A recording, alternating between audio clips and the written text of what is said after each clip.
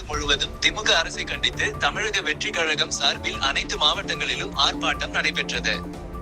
அதன் ஒரு பகுதியாக கோவை மாவட்டத்தில் தெற்கு வட்டாட்சியர் அலுவலகம் அருகில் தமிழக கட்சி கழகம் சார்பில் ஆர்ப்பாட்டம் நடைபெற்றது.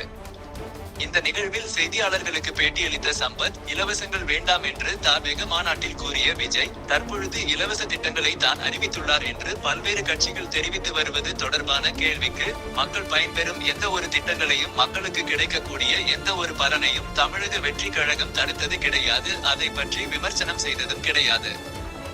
ஆளும் கட்சியை சேர்ந்தவர்கள் அதனை ஓசி என்று இழிவாக பேசுவதை தான் தமிழக வெற்றி கழகம் கண்டிப்பதாக தெரிவித்தார்.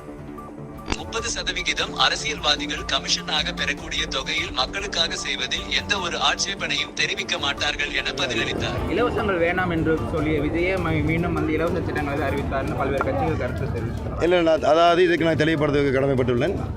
அதாவது தளபதி அவர்கள் மக்களுக்கு கிடைக்கக்கூடிய, மக்களுக்கு செல்லக்கூடிய எந்த ஒரு திட்டத்தையும், மக்கள் பயன்பெறக்கூடிய எந்த ஒரு திட்டத்தையும், அவர்களுக்கு கிடைக்கக்கூடிய எந்த ஒரு பலனையும் தமிழக வெற்றி கழகம் என்றுமே தடுத்ததும் கிடையாது, அதற்கு விமர்சனம் பண்ண கிடையாது. அதை ஆளுங்கட்சி சேர்ந்தவர்கள் ஓசி என்றும், ஓசி பஸ்ஸில் பயணம் செய்கிறீங்கள் என்றும், உங்களுக்கு 1000 ரூபாய் வாங்கிட்டீங்களா, அதனால தான் ஃபேர் அண்ட் லவ்லி போட்டு வந்திருக்கீங்களான்னு சொல்லி இழிவாக செயல்படுத்தக்கூடிய இந்த அரசை தான் தமிழக வெற்றி கழகம் கண்டித்தது. அதற்கு தான் நாங்கள் விமர்சனம் செய்தோம் என்பதை இங்கே நான் தெளிவுபடுத்த கடமைப்பட்டுள்ளேன்.